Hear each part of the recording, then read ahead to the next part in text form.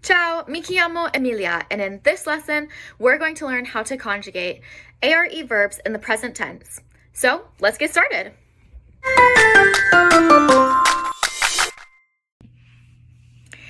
Today, we are going to be understanding the present tense, or specifically the present indicative of ARE regular verbs. Regular just means what happens to about 90% of the verbs, so most of them, in Italian, and specifically the ones that are ending with ARE. Italian verbs will end with ARE, ERE, or IRE. So today, we're just looking at ARE. So, let's get started. Did you recognize the patterns that are happening here? So all that happens is you take off the ARE, and then you add on the pattern. What's the pattern? The pattern is O, I, A times 3, iamo, ate, and anno times 2. Let's say that again. So if I have the verb parlare, I drop or take off the ARE. I'm left with parl. And now I add on the pattern, O, I, A times 3, iamo, ate, and anno times 2. I speak, io parlo. You speak, tu parli. He speaks, lui parla. She speaks, lei parla. You formal speaks, lei parla. But what does that mean? What does formal mean?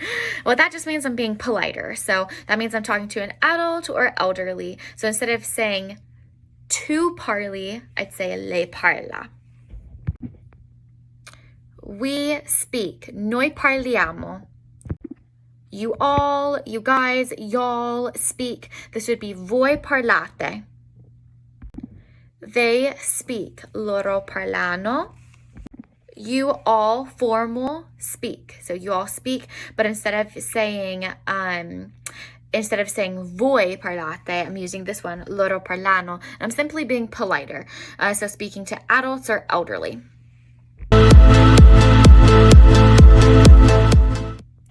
Also, be aware that these pronouns are in parentheses, or maybe you call them brackets. Usually that means that's extra, and that's correct. In most situations, Italians are not going to include the pronoun.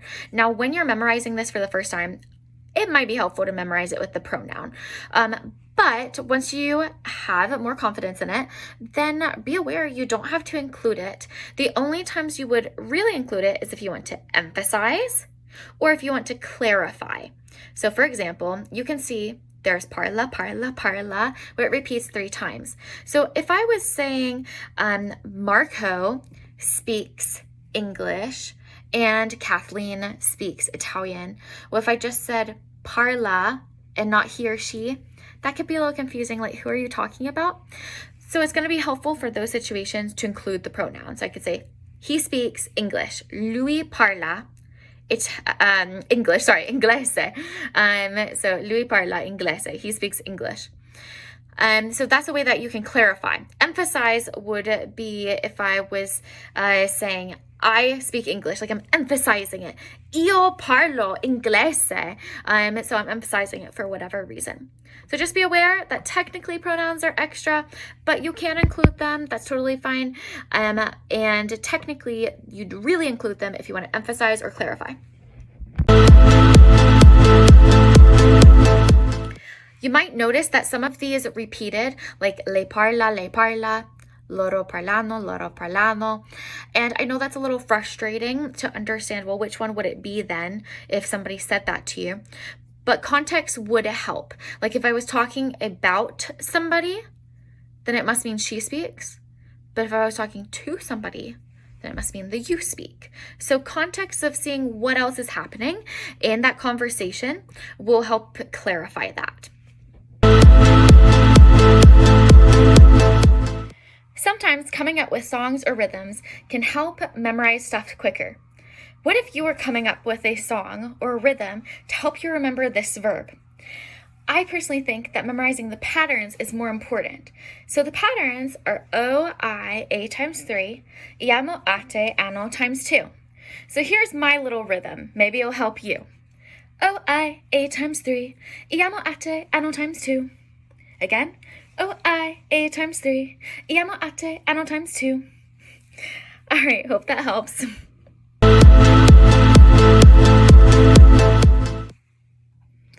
I love, io amo. You love, tu ami. He loves, lui ama. She loves, lei ama. You love, the politer version, formal, lei ama. We love, noi amiamo. You all, you guys, y'all love, voi amate. They love, loro amano. You all love, politer, formal version, loro amano. Did you know that in other languages, there's actually multiple ways of saying to love? In English, we only have one. Like, I love chocolate, I love my friends, I love my boyfriend, I love fill in the blank. It's always love. It's the same thing. In Italian, there's two ways of saying love. There's loving friends and family, and then there's loving romantically, an item or an abstract concept. So if I'm saying friends or family, that one's going to be volere bene, which, fun fact, is actually saying to want good. All right, so sometimes things doesn't quite make sense in other languages, but of course it makes sense to them. So volere bene is what I'm supposed to use when I'm saying I love friends and family. So if I wanted to say, like, I love my brother, I love my aunt, I love my mum, I love my dad, I love my sister, etc., I would include this verb.